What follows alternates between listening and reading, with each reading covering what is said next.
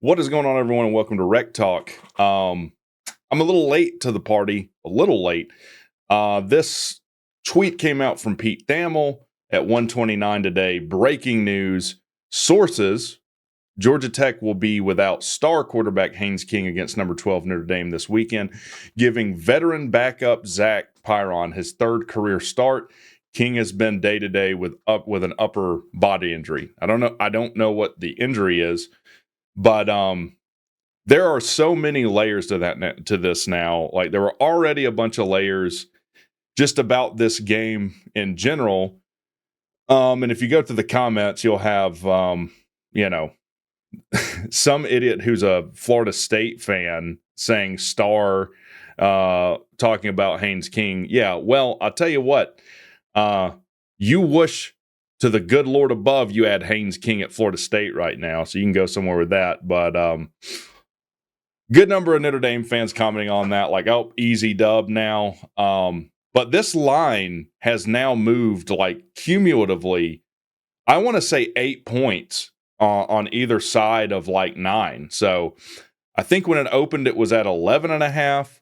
Then it dropped to 9.5, and now it's back up to 14. So I guess it's moved even more than like 9 points. So if you're a Notre Dame fan, well, let me back up first and say, I told you to stay the hell away from betting this game, right? When you see a line doing this kind of stuff, it's probably something you want to stay the heck away from. This is my take. First of all, if you're a Notre Dame fan and you think, well, Pyron starting is an easy win for you, I am on record as saying this is the path to victory for Tech. Haynes King has been gimpy for several weeks now, and I do think we have definitively a better shot with a healthy, 100% healthy Pyron. If you don't know who Zack Pyron is, Zack Pyron started. This is why he's saying, this is a rare instance of having a veteran backup.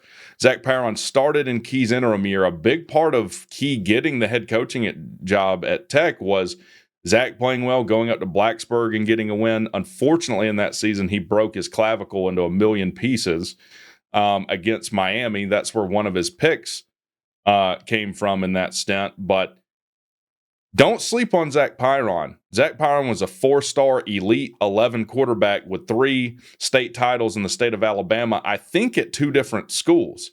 So the dude is the heir apparent. And if you talk to Tech fans, a lot of Tech fans, and I'm one of them, really want to see Zack Pyron play.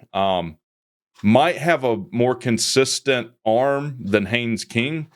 Now, I'm sure Notre Dame fans are saying, well, we have an elite secondary. I get that. I'm not saying that Notre Dame won't run us out of the stadium. What I am saying is Zack Pyron starting is a good thing for Georgia Tech. And here's what I think happened. No one, like, the first people to know about this, as far as people outside the program, is Vegas and bookies. How do I know that? The whole situation that happened at UNLV, the first people to know that quarterback was opting out was Vegas, because they called the reporter. They knew about it before people whose job it is to report on a team. What happened to the line? It went down to 9.5. I think they did that knowing Pyron was going to start, and now betting has pushed it, public perception has pushed it back up to 14 points. So I think Vegas's perspective on the game is that Pyron starting is better for Tech, and public perception and betting has pushed it back to 14. I wasn't that excited about this game until now. I'm a huge Pyron supporter. I saw him his freshman year. I saw him in the spring game. He looked phenomenal in the spring game for whatever you can glean from that. Dude has a strong arm. Dude can beat you with his arm. And unfortunately, Georgia Tech has not really utilized him to his full potential. They've really brought him out and used him like Tebow. He's only thrown, I think, 1 pass this year. He's definitely going to come out throwing, obviously, much more in this game. But yeah, I wasn't excited about this game. I am now. I think this makes things very interesting. I think it gives Tech a better shot. And Pyron can run too.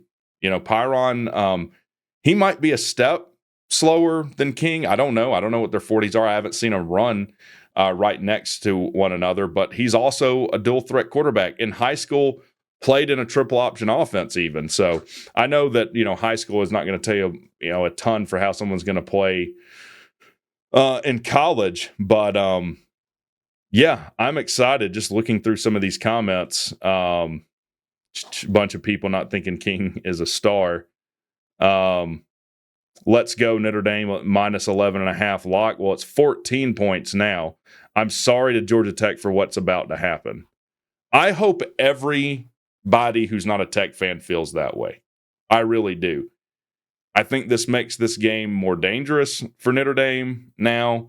But we'll see. It really comes down to the play calling for Georgia Tech. Do we come out and just kind of be stubbornly conservative in this game? Do they let Pyron throw down the field? How does this maybe change personnel? And like I said, how does this perhaps change play calling? I think this will open up the passing game more. That is my perception of this. So I'm a little scatterbrained. I just saw something before the show that really pissed me off. And I'll say this for everyone that wants to throw shade on my jackets. I know who you are, and it will be dealt with in time. So let me know what you guys think in the comments. I'm excited to see Pyron play, with a full playbook for the first time this season. I have full confidence in Pyron. Would not surprise me if he has a good day in this game. So again, let me know what you guys think in the comments. Talk to you guys later.